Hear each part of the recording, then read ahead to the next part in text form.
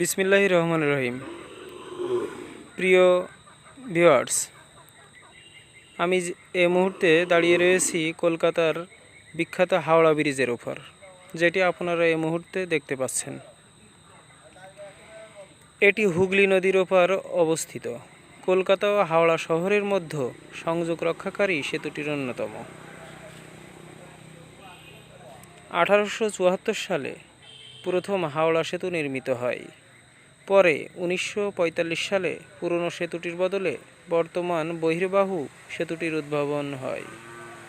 1965 সালের 14 জুন সেতুটির নাম পরিবর্তন করে রবীন্দ্রনাথ ঠাকুরের সম্মানে তার নামে রবীন্দ্র সেতু রাখা হয়।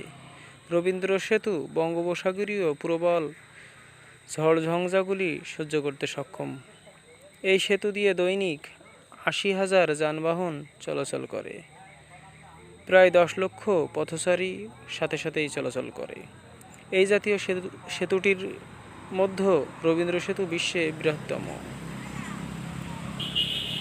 এটি দিয়ে বাস, ট্যাক্সি, মোটরবাইক, ছোট গাড়ি, পদযাত্রী। আমি বর্তমানে যে ব্রিজটির উপর নির্ভর করে, এটি মূলত কলকাতার থেকে পশ্চিমবঙ্গ, ভারত এটি সংযোগ সড়ক তৈরি করেছে। কলকাতা এবং হুগলি শহরের ভিতরে যাতায়াতের ব্যবস্থা এটি। এটির মোট দৈর্ঘ্য 750 মিটার, দীর্ঘতম স্প্যান 447 মিটার।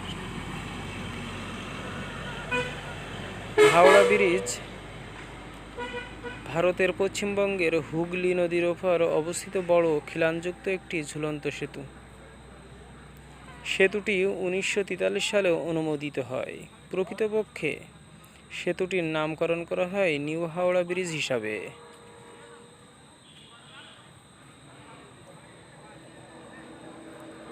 কেননা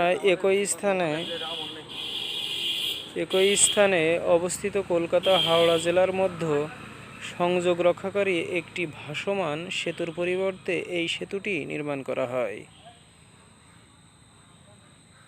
1965 সালে সেতুটির নাম ভারত এবং এশিয়ার প্রথম নোবেল বিজয়ী বিখ্যাত বাঙালি কবি রবীন্দ্রনাথ ঠাকুরের নামে পুনরায় নামকরণ করা হয়।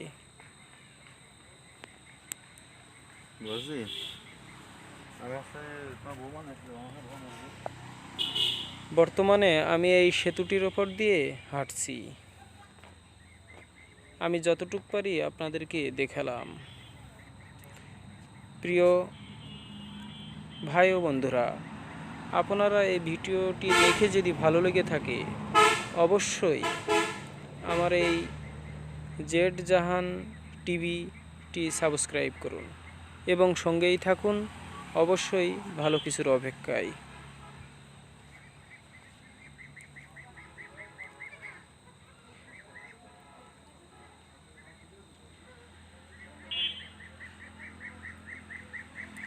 এটির নির্মাণশৈলী অবশ্যই দারুণ কারুকার্য নির্মিত।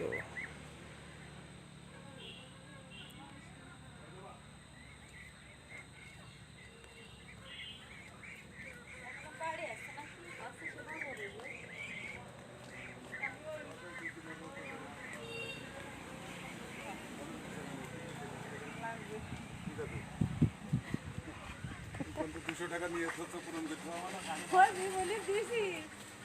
তা ও কত টাকা নিয়ে আসবে